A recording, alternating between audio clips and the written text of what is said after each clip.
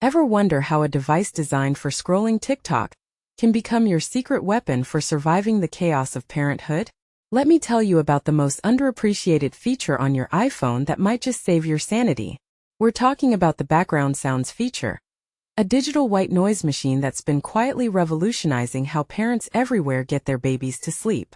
And honestly, I think this is one of those rare cases where tech actually feels like it's working with us instead of against us. Now I know what you're thinking. White noise? Isn't that just the sound of a broken air conditioner? But hear me out. The science here is legit. Studies show that consistent, low-frequency sounds can drown out sudden noises that wake babies up, like your partner snoring or the neighbor's lawnmower. And Apple, in its infinite wisdom, turned this into a customizable experience. But what really fascinates me is how they've evolved this feature over time. When iOS 15 first introduced background sounds, it felt like a gimmick. 6 options: rain, stream, ocean waves, and 3 types of white noise? That's basically the audio equivalent of a basic LED light.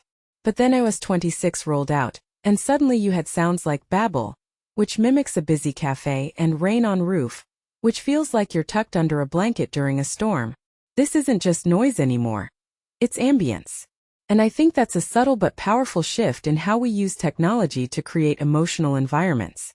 Here's what I find wild. Apple didn't just stop at adding more sounds.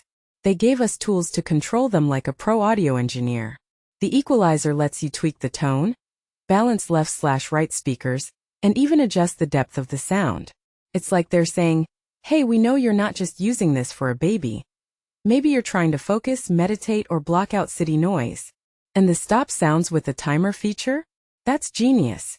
It's the only way I've ever seen a tech company address the real problem with white noise machines: remembering to turn them off. Now you can set it to shut down after an hour, or at a specific time. It's the kind of detail that makes you realize how much Apple has learned from user behavior over the years.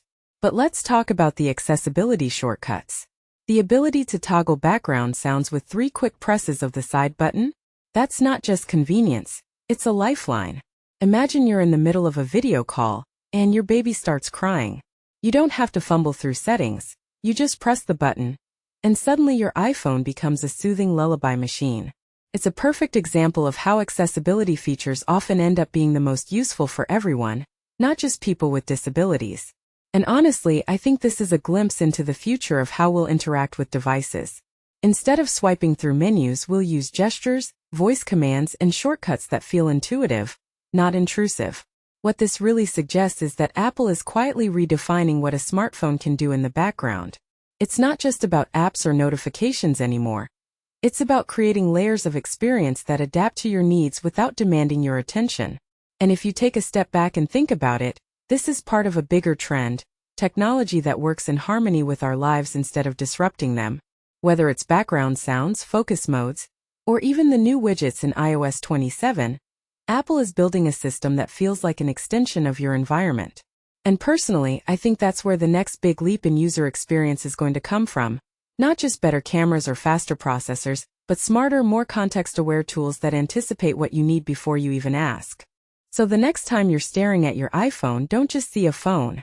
See a tool that can help you fall asleep, focus, or even bond with your baby. Because in a world where technology often feels overwhelming, it's these small, thoughtful features that remind us why we fell in love with it in the first place. What does this say about our relationship with technology? Are we finally learning to use it in ways that enhance our lives instead of just complicating them? I'd love to hear your thoughts in the comments.